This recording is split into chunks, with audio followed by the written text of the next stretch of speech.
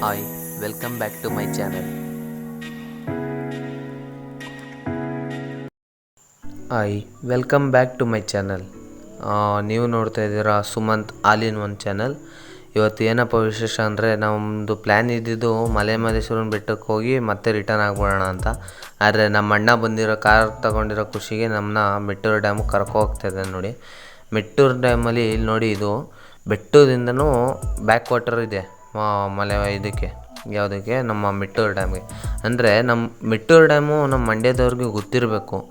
ಇಲ್ಲಿ ಇದೆಯಲ್ಲ ಮೆಟ್ಟೂರು ಡ್ಯಾಮು, ನಮ್ಮ KRS ಇಂದ ಕಾವೇರಿ ನದಿ ಹರ್ಕೊಬಂದು ಇಲ್ಲಿ ಸ್ಟೋರೇಜ್ ಆಗೋದು ಮೆಟ್ಟೂರು ಡ್ಯಾಮಲ್ಲಿ. ಈ ಮೆಟ್ಟೂರು ಡ್ಯಾಮ್ ನೋಡಿ ಎಷ್ಟು ಇನ್ನೂ ಸ್ಟೋರೇಜ್ ಇದೆ. ಆದರೂ ಬೇಸಿಗೆ ಕಾಲದಲ್ಲಿ ಮೆಟ್ಟೂರು ಡ್ಯಾಮ್ ಅವರು ನಮಗೆ ನೀರು ಕುಡಿ ಅಂತ ಕೇಳಿದ್ರೆ ನಾವು ಎಲ್ಲಿಂದ ಕೊಡೋಣ, ನಮಗೆ ನೀರಿಲ್ಲ. ಇವ್ರು ಏನು ಮಾಡ್ತಾರೆ, ಸ್ಟೋರೇಜೇ ಮಾಡ್ಕೊಳ್ಳೋಲ್ಲ. ಇರೋ ಡ್ಯಾಮ್ನಲ್ಲಿ ಸ್ಟೋರೇಜ್ ಮಾಡ್ಕೊಳ್ಳದೆ ಸಮುದ್ರಕ್ಕೆ ಬಿಟ್ಬಿಡ್ತಾರೆ, ಆ ನೀರು ವೇಸ್ಟ್ ಆಗುತ್ತೆ. ಇಲ್ಲಿ ನೇಚರ್ ಅನ್ನೋದು ಆರ್ಟ್ ಆಫ್ ಗಾಡ್. ಇಲ್ಲಿ ತಮಿಳ್ನಾಡಲ್ಲಿ ನೇಚರ್ನ ಆದಷ್ಟು ಕೀಪ್ ಮಾಡಿದ್ದಾರೆ. ನಮ್ಮ ಕರ್ನಾಟಕದಲ್ಲಿ ನೇಚರ್ ಅನ್ನೋದೇ ಕಾಣಿಸ್ತಾ ಇಲ್ಲ. ಯಾಕೆಂದರೆ ನಮ್ಮ ಕರ್ನಾಟಕ ಸರ್ಕಾರ ನೇಚರ್ ಬಗ್ಗೆ ಫೋಕಸ್ಸೇ ಮಾಡಿಲ್ಲ. ಇಲ್ಲಿ ನೋಡಿ, ಇಲ್ಲಿರೋ ರೋಡು ಕೂಡ ಸಖತ್ತಾಗಿ ಇದೆ, ಎಲ್ಲ ರೋಡ್ಗಳೆಲ್ಲ. ನಮ್ಮ ಕರ್ನಾಟಕದಲ್ಲಿ ಬಂದರೆ ನೋಡಿದಿರಲ್ಲ, ಹಳ್ಳ ಕುದುಕ್ಲು ಎಲ್ಲ ರೋಡ್ಗಳು. ಇಲ್ಲಿ ಮಾತ್ರ ಹೈವೇ ರೋಡ್ಗಳು ರೀತಿಯೇ ಮೇನ್ ರೋಡ್ಗಳು ಇದೆ. ಒಂದು ತೂತು ಒಂದು ಗುಂಡಿನೂ ಇಲ್ಲ ಇಲ್ಲೆಲ್ಲ. ಆದರೆ ನಮ್ಮ ಕರ್ನಾಟಕದಲ್ಲಿ ನೋಡಿದಿರಲ್ಲ ಯಾವ ರೀತಿ ಇದೆ ಅಂತ. ಇಷ್ಟು ಹೇಳ್ತಾ ಈಗ ನೇಚರ್ಗೋಸ್ಕರ ಒಂದು ಮ್ಯೂಸಿಕ್ ಹಾಕ್ತೀವಿ ನೋಡಿ ಹಂಗೆ.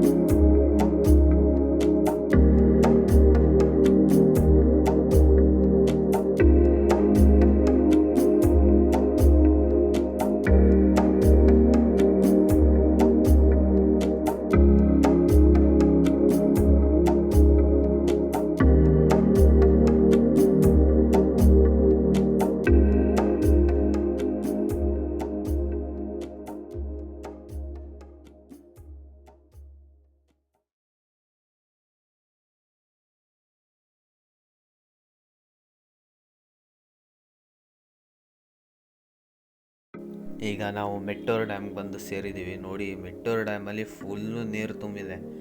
ಆದರೂ ಬೇಸಿಗೆಗಾಲದಲ್ಲಿ ಅದೇನೋ ಮಂಡ್ಯದವ್ರು ಕಂಡ್ರೆ ತಮಿಳ್ನಾಡವ್ರಿಗೆ ಪ್ರೀತಿ ಜಾಸ್ತಿ ಅನಿಸ್ತದೆ. ನಮ್ಮ ಮಂಡ್ಯದವ್ರನ್ನ ನೀರು ಕೊಡಿ ಅಂತ ಕೇಳ್ತಾರೆ. ಇಷ್ಟು ನೀರು ಸ್ಟೋರೇಜ್ ಆಗಿದೆ, ಆದರೂ ತಮಿಳ್ನಾಡಿಗೆ ನೀರು ಸಾಕಾಗಲ್ಲ ಅಂತ ಹೇಳಿದ್ರೆ ಯಾರು ನಂಬ್ತಾರೆ?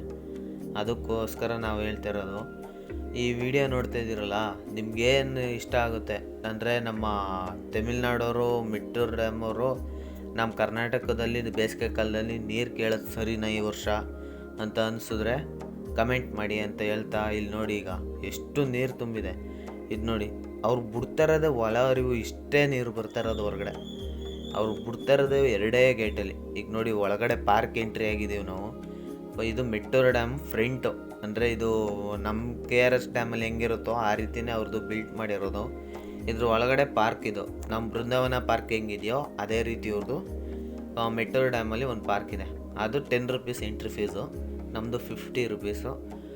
ಓಕೆ, ಅದ್ರದ್ದು ಏನೂ ಪ್ರಾಬ್ಲಮ್ ಇಲ್ಲ. ಈಗ ನೋಡಿ, ಇಲ್ಲಿ ನೆಕ್ಸ್ಟು ನಾವು ಇಲ್ಲಿ ಪಾರ್ಕಿಗೆ ಬಂದು ನಾವು ಥಿಂಕ್ ಮಾಡಿದ್ದು, ಮಾರ್ನಿಂಗು ಬ್ರೇಕ್ಫಾಸ್ಟು ಮಾಡಿರಲಿಲ್ಲ. ಬ್ರೇಕ್ಫಾಸ್ಟ್ನ ನಮಗೆ ದೇವಸ್ಥಾನದ ಪ್ರಸಾದ ಸಿಕ್ತು.